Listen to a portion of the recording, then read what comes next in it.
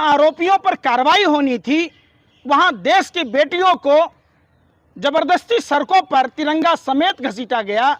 यह सिर्फ देश की बेटियों का अपमान नहीं, आधी आबादी आज आपसे पूछ रही है कि वो बेटियां भी जो आज सड़क पर न्याय मांग रही हैं, कहती हैं कि ये आरोपी है, इसकी गिरफ्तारी होनी चाहिए, लेकिन आप कब गिरफ्तारी करेंगे। लेकिन देश का जो तमाम जो लोग हैं उनसे भी कहना चाहती हूँ कि आप तब घर से कैंडल लेकर के निकलेंगे जब इन बेटियों को मार दिया जाएगा, सुला दिया जाएगा या शमशान पहुंचा दिया जाएगा, आप तब घर से निकलेंगे इन बेटियों के समर्थन में। भारत दुनिया का एक ऐसा मुल्क है जहाँ पर महिलाओं को देवी बनाकर पूजा जाता है। तो जिस मुल्क में महिला को देवी बनाकर पूजा जाता है वहां पर उस मुल्क की महिला जो गोल्ड मेडलिस्ट है उनके हालत देखिए क्या हो रही। तो आप ही देखिए जब इन हिंदू बहनों के साथ, हिंदू राष्ट्र की बेटियों के साथ ये हो रहा है तो आप सोचो कि भारत में दलितों के साथ क्या होता होगा, मुसलमानों के साथ क्या होता होगा, आदिवासियों के साथ क्या होता होगा। आगे आप समझदार हैं, आप फैसला करिए कि भारत किस दिशा में जा रहा है। साधुओं को सम्मान दिलवा रहे हैं, नारियों का चीरहरण करवा रहे हैं, उस मोदी की बात कर रहे हैं।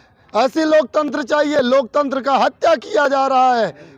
प्रधानमंत्री मोदी शोषण करने वालों को, भ्रष्टाचारियों को, उद्योगपतियों को सरकार है। यही पुलिस अजय मिश्रा टेनी को गिरफ्तार क्यों नहीं करता, जिसके बेटे ने किसानों को रौंद दिया था, कुचल दिया था? क्यों नहीं ब्रजभूषण शरण सिंह को गिरफ्तार करता? मोदी का विरोध करूंगा, क्यों करूंगा ये भी जान लो। जो अपनी बेटी का चीरहरण होते हुए देखे उस मोदी की बात करते हो तुम, उस मोदी की बात करते हो जो बेटी कहकर उनको 36 दिन न्याय के लिए सड़कों पे बैठाते। दूसरे मिनट एक बेटी को मारा जाता है, हर दूसरे मिनट एक बेटी की हत्या और उसके साथ बलात्कार जैसे घिनौना काम होता है। लेकिन वो मुद्दा नहीं है। मुद्दा क्या है कि अगर हिंदू और मुसलमान के नाम पर आप देश की किसी बेटी को मारा या बलात्कार किया जाता है तो आप ये चीख चीख करके देश की मीडिया दिखाती है कि देखिए मुद्दा तो ये है, ये दिखाएंगे हम आपको मुद्दा, ये लेकर के आएंगे मुद्दा कि जो आपको जो हिंदू और मुसलमान को आपस में बांटने का काम करते। 140 करोड़ की आबादी जिसमें आधी आबादी आज आपसे पूछ रही है कि वो बेटियां भी जो आज सड़क पर न्याय मांग रही हैं, कहती हैं कि ये आरोपी है, इसकी गिरफ्तारी होनी चाहिए, लेकिन आप कब गिरफ्तारी करेंगे। लेकिन देश का जो तमाम जो लोग हैं उनसे भी कहना चाहती हूं कि आप तब घर से कैंडल लेकर के निकलेंगे जब इन बेटियों को मार दिया जाएगा, सुला दिया जाएगा या शमशान पहुंचा दिया जाएगा, आप तब घर से निकलेंगे इन बेटियों के समर्थन में। तो घर से निकलिए, कम से कम अपनी आवाज को बुलंद करिए कि सिर्फ मरने के बाद कैंडल मार्च निकाल के अफसोस जाहिर करना ही लोकतंत्र के अंदर सिर्फ यही काफी नहीं होता। उससे पहले भी आप जिस तरीके से ये बेटियां सड़कों पर बैठी हैं इनको न्याय दिलाइए, क्योंकि देश की ये बेटियां हैं, देश का ये गौरव है। अगर इन बेटियों को न्याय नहीं मिल सकता तो आप ये भूल जाइए कि देश की किसी भी बेटी को न्याय मिलेगा। मैम ऐसा क्यों है, पिछले कुछ सालों से देखा जा रहा है कि कोई भी मुद्दा होता है बिना सड़कों पे उतरे सरकार सुनती नहीं है। CNRC का हो, उसके बाद किसान का हो, जवानों का हो, पहलवान का है, सड़क पर उतरना ही पड़ता है, उसके बाद भी सरकार नहीं सुनती है। क्या वजह है इसकी? देखिए जाहिर सी बात है 2014 के बाद, क्योंकि भाजपा भारतीय जनता पार्टी सिर्फ एक ही एजेंडा और एक ही प्रोपेगेंडा पे काम करती है हिंदू मुसलमान के अलावा। क्योंकि विकास तो भाजपा से 9 साल हो गए भाजपा को, और 9 साल से लगातार उनसे यही पूछा कि स्मार्ट सिटी कहाँ गई, बुलेट ट्रेन कहाँ गए, घर घर जो आप नल और जल और आप जो योजनाएं जो दे रहे थे। कालका जी के अंदर आप ये कहते हैं कि हमने सबको 35,000 घर दिए, वो कहाँ है, कितने लोगों को घर मिले हैं। तो आप कहते हैं कि 2022 के खत्म होते होते हम सबको हर भारतीय के पास अपना घर होगा, वो कहाँ गए 15-15 लाख रुपए। तो देखिए ये सारे जुमले जो है वो 9 सालों के अंदर साबित हुए। सिर्फ और सिर्फ 2014 के बाद जिस तरीके से भारतीय जनता पार्टी ने सिर्फ हिंदू मुसलमान करके जिस तरीके से वोट बटोरने का काम किया है, कम्युनल करके, और देश के अंदर जिस तरीके से एक दूसरे को से लड़वा कर, क्योंकि अंग्रेजों के टाइम में हम सिर्फ सुनते थे और सिर्फ पढ़ते थे कि किस तरीके से अंग्रेज फूट डालो राज करो की नीति अपना करके लोगों को बांटने का काम करते थे। आज भारतीय जनता पार्टी को हम देख रहे हैं, अपनी खुली आंखों से हम ये देख रहे हैं कि किस तरीके से आपस में फूट डाल करके और राज करने का काम ये भारतीय जनता पार्टी करी। तो 2014 से लेकर आज हम 2023 में बैठे हैं, तो हमें ये तय करना है कि आज ये इस तरीके की सरकारें जो हमें खोखला कर रही हैं, हमारे लोगों को खोखला कर रही हैं, सिस्टम को खोखला करके सिर्फ 10% को फायदा पहुंचाने का काम कर रही हैं, तो ऐसी सरकार को चुनना है या फिर जो जन की पार्टी है उसको चुनना है जो हमारे लिए, हमारे मुद्दों पे बात करे, हमारे लिए काम करे, विकास की बात करे, ना कि हिंदू मुसलमान पे काम करे। आखिरी सवाल मैम, क्या ये सवाल मैं पूछना चाह रहा हूँ, चूंकि ये उठ रहा है, ब्रजभूषण की जगह अगर कोई उर्दू नाम वाला होता, मुसलमान होता, क्योंकि MJ अकबर आपको याद होगा उनके ऊपर मीटू का आरोप लगा था, उसके बाद उनसे इस्तीफा ले लिया गया था। यहाँ भी यौन शोषण का आरोप है, तो क्या उर्दू नाम की वजह से भी दिक्कत आ रही है? अगर कोई मुसलमान होता, खान होता, तब तक कार्रवाई हो अभी जाती तक तो उसका एनकाउंटर हो गया होता।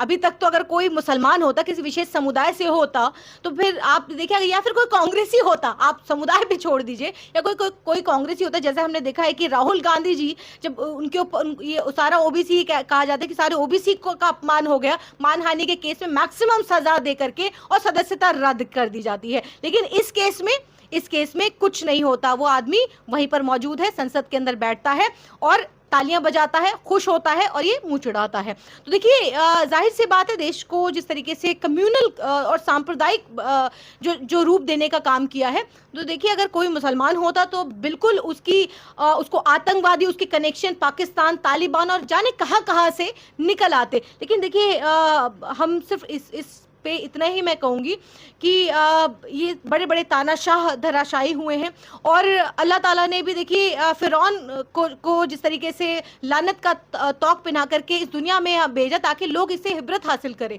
कि कैसे कैसे तानाशाह आए, सब मिट्टी में मिल गए। लेकिन आज जो हालात हैं, ये शायद इस तानाशाह को लगता है कि कभी नहीं खत्म होगा, कभी नहीं जाएगा। तो ये गलत फहमी है। बड़े बड़े तानाशाह धराशायी हुए, ये भी एक दिन देखिएगा किस तरीके से इनको मुंह की खानी पड़ेगी। आज देश की बेटियों को जिस तरीके से उन्होंने लज्जित किया है, आज उनके सीने पर मेडल होने की बजाय आज इनका जूता है, आज दिल्ली पुलिस का जूता है। इससे ज्यादा अफसोसजनक कुछ नहीं हो सकता कि आज वो न्याय मांग रही है और उनको जूता दिखा करके, उनके सीने पर जूता रख करके उनको डंडे और लाठियों से पीटा जा रहा है।